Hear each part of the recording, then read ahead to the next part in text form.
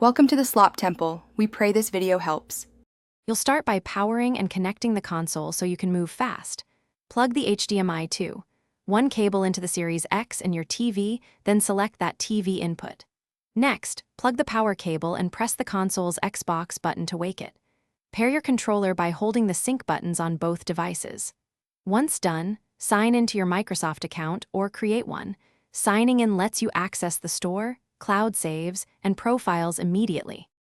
You'll continue with the guided setup that prepares the system and optimizes performance. Choose language, location, and connect to Wi-Fi or wired Ethernet. Make sure your NAT is open for multiplayer. The console will check for system updates. Install them and allow restarts, because updates fix bugs and add features.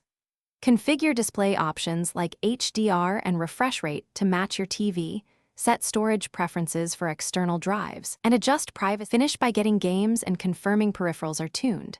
Purchase or download titles from the Microsoft Store or insert a disk. Start large installs first so they run while you adjust settings. Calibrate controller dead zones, enable variable refresh if supported, and set Dolby Atmos or stereo levels for clear audio.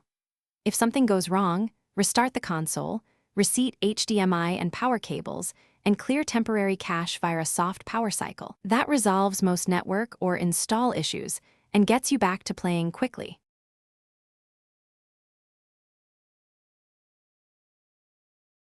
Thanks for watching. Consider subscribing if we helped you.